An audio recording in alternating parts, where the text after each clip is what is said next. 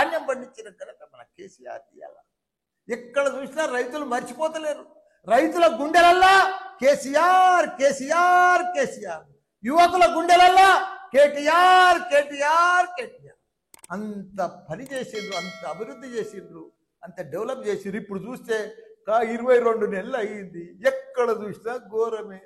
యాడేసిన గొంగడి ఆడనే. ఎక్కడ ఒక రియల్ ఎస్టేట్ దానికి పోతే ఒక ప్లాట్ అమ్మతలేదు, ఒక అపార్ట్మెంట్ అమ్మతలేదు, ఒక గజం అమ్మతలేదు.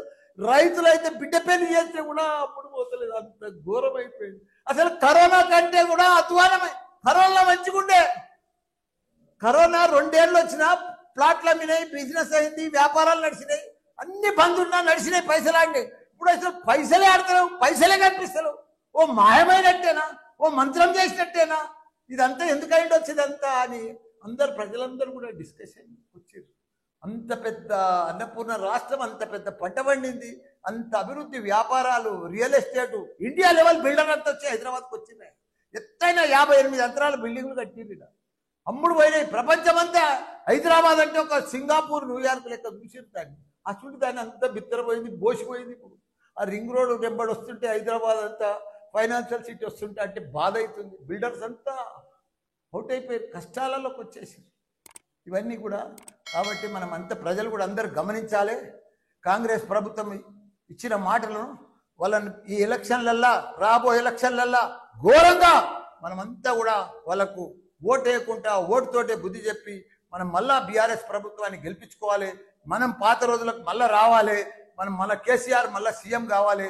మనం అందరం కూడా ఒక యూనిట్ తోటి టీం వర్క్ కూడా జూబ్లీహిల్స్లో కూడా వాళ్ళు ఎంత చేసినా, ఎంత ఖర్చు పెట్టినా గ్యారంటీగా బీఆర్ఎస్ పార్టీ గెలుస్తారు. తప్పకుండా మేమంతా కూడా ప్రతి వాళ్ళ తిరిగి ప్రతి ఒక్కరికి కూడా ప్రజలకు అర్థమైపోయింది. వీళ్ళ మోసపూరిపు పదార్థం, వీళ్ళ బాకీలన్నీ మొదలు ప్రజలకు గట్టి ఓటు అడగాలని చెప్పి ప్రజలు ఇంటింటికి పోతే వాళ్ళు ఇదే నిలదీయాలని కూడా చెప్తున్నా. అందరికి కూడా జై తెలంగాణ, జై కేసీఆర్. ధాన్యం పండించిన ఘనత మన కేసీఆర్ ఇయ్యాల. ఎక్కడ చూసినా రైతులు మర్చిపోతలేరు. రైతుల గుండెలల్లా కేసీఆర్ కేసీఆర్ కేసీఆర్, యువకుల గుండెలల్లా కేటీఆర్ కేటీఆర్ కేటీఆర్. అంత పని చేసిండ్రు, అంత అభివృద్ధి చేసిండ్రు, అంత డెవలప్ చేసిండ్రు. ఇప్పుడు చూస్తే 22 నెలలు అయ్యింది, ఎక్కడ చూసినా ఘోరమే. యాడేసిన గొంగడి ఆడనే. ఎక్కడ ఒక రియల్ ఎస్టేట్ దానికి పోతే ఒక ప్లాట్ అమ్మతలేదు, ఒక అపార్ట్మెంట్ అమ్మతలేదు, ఒక గజం అమ్మతలేదు. రైతులైతే బిడ్డ పెళ్లి చేస్తే కూడా అప్పుడు పోతలేదు. అంత ఘోరం అయిపోయింది. అసలు కరోనా కంటే కూడా అధ్వానమే. కరోనా మంచిగుండే. కరోనా 2 ఏళ్ళు వచ్చినా ప్లాట్లు అమ్మినాయి, బిజినెస్ అయింది, వ్యాపారాలు నడిచినాయి, అన్ని బంద్ ఉన్నా నడిచినాయి, పైసలు ఆడినాయి. ఇప్పుడు అసలు పైసలే ఆడతలేవు, పైసలే కనిపిస్తలేవు. ఓ మాయమైనట్టేనా, ఓ మంత్రం చేసినట్టేనా, ఇదంతా ఎందుకైంది వచ్చేదంతా అని ప్రజలందరూ కూడా డిస్కషన్ వచ్చారు. అంత పెద్ద అన్నపూర్ణ రాష్ట్రం, అంత పెద్ద పంట పండింది, అంత అభివృద్ధి, వ్యాపారాలు, real estate, India level builder అంతా వచ్చి హైదరాబాద్కి వచ్చినాయి. ఎత్తైన 58 అంతరాల బిల్డింగ్లు కట్టింది. అమ్ముడు పోయినాయి. ప్రపంచమంతా హైదరాబాద్ అంటే ఒక సింగపూర్, న్యూయార్క్ లెక్క చూసిరు దాన్ని. ఆ చుట్టూ దాన్ని అంతా బిత్తరపోయింది, బోసిపోయింది. ఇప్పుడు ఆ రింగ్ రోడ్ వెంబడి వస్తుంటే హైదరాబాద్ అంతా ఫైనాన్షియల్ సిటీ వస్తుంటే అంటే బాధ అవుతుంది. బిల్డర్స్ అంతా అవుట్ అయిపోయారు, కష్టాలలోకి వచ్చేసి. ఇవన్నీ కూడా కాబట్టి మనం అంత ప్రజలు కూడా అందరూ గమనించాలి. కాంగ్రెస్ ప్రభుత్వం ఇచ్చిన మాటలను వాళ్ళని ఈ ఎలక్షన్లల్లా, రాబోయే ఎలక్షన్లల్లా ఘోరంగా మనమంతా కూడా వాళ్ళకు ఓటు వేయకుండా ఓటుతోటే బుద్ధి చెప్పి మనం మళ్ళా బీఆర్ఎస్ ప్రభుత్వాన్ని గెలిపించుకోవాలి.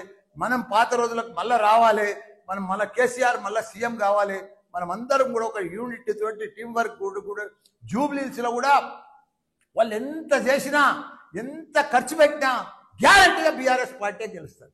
తప్పకుండా మేమంతా కూడా ప్రతి వాళ్ళ తిరిగి ప్రతి ఒక్కరికి కూడా ప్రజలకు అర్థమైపోయింది. వీళ్ళ మోసపూరిపు పదార్థం, వీళ్ళ బాకీలన్నీ మొదలు ప్రజలకు గట్టి ఓటు అడగాలని చెప్పి ప్రజలు ఇంటింటికి పోతే వాళ్ళు ఇదే నిలదీయాలని కూడా చెప్తున్నా. అందరికి కూడా జై తెలంగాణ, జై కేసీఆర్.